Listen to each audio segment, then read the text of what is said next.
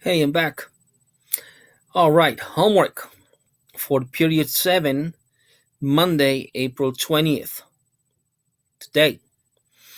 All right, so you should have seen the video with the presentation about classification of living things. You should have reviewed the presentation on your own. And now it's time to do the homework. All right? Don't forget, this video will be placed under this section in period 7 on your website. So let me go and explain the homework now.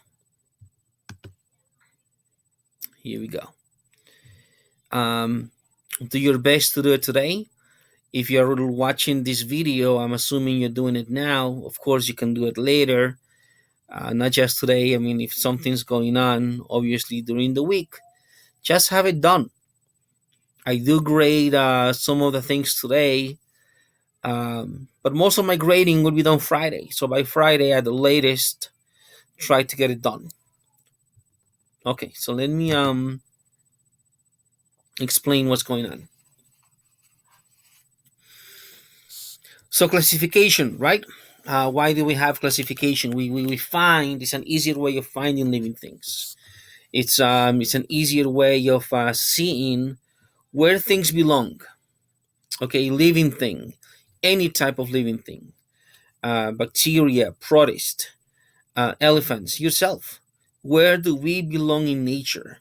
And classification helps us do that. All right, and in order for you to show me that you understand this is what I expect from you. So here's your homework. It has two parts. Part one is just some questions.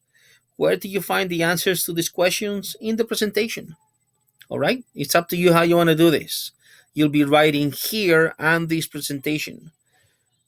Part one is just for questions. Very easy. Okay, I don't expect you to memorize all 7 levels of classification, but you should know how to use it. And that's what this homework is all about. Part two, it says here to pick an animal in a plant from your native country of origin. And once you pick that animal, the living thing, or that plant, another living thing, what is the common name? What is the scientific name? Levels of classification, image. Look at the examples. Okay, so what am I looking for? So part one, easy. Part two, here's what I expect. Let me move me away from there. I guess I'll move me here. There you go. Here's what somebody wrote. Tortuga gigante. Common name. What do they call it in their countries, right? A giant turtle. Classification Animalia, phylum Chordata, class, order, family, genus, and species. Don't forget, genus, species, the proper name of this living thing. Binomial nomenclature. All right. So, this person here forgot to write the scientific name, and the scientific name is this: Chelonoidis tuncanensis. All right, genus and species. Last thing, where do you get it from? You can just Google levels of classification Tortuga gigante. Here's another one. This one is done properly. Plant, the ragwort. Here's the scientific name, Paquera aurea. Levels of classification, kingdom, plant, phylum, class, order, family, genus, species.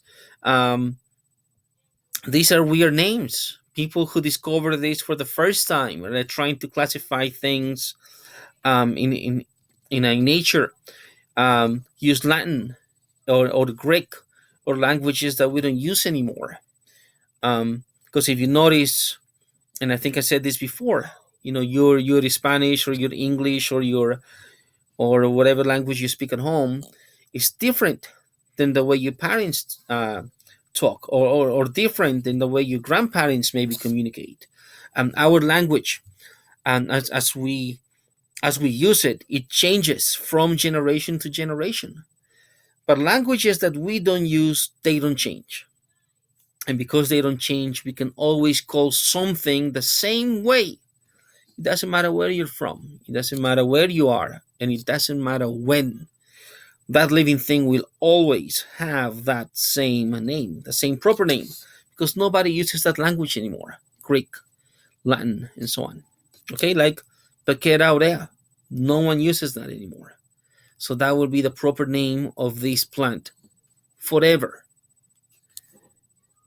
All right, good. I put my examples. Alpaca, from my country, the section of the country where I'm from. All right, so the common name it's of course alpaca. Scientific name Vicuña pacos. Here's the classification: Animalia, kingdom Animalia, phylum Chordata, class Mammalia, almost like identical to the tiger. But now we go on to different traits, different characteristics. What does all of this mean, right? You don't have to know now. Order, family, genus, and species. Genus, species, the proper name, scientific name, Vicuña pacos. Vicuña pacos. An animal from my native country. A plant from my native country is this, Cantuta.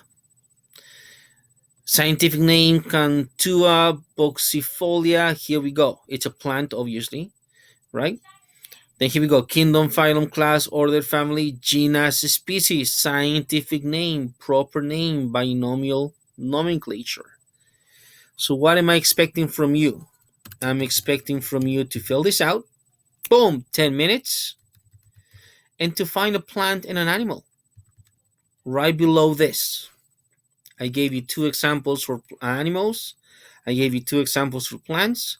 Go out there, Google your life away, but I want something similar to this in the next 2 slides. You are doing one animal with the same information as that, and you are doing a plant with the same information as this. All right? Okay. I'm done. And hopefully you'll be done too in a few minutes. It doesn't take that long. Great seeing you today. And if you have any questions, let me know. If not, I will see you tomorrow.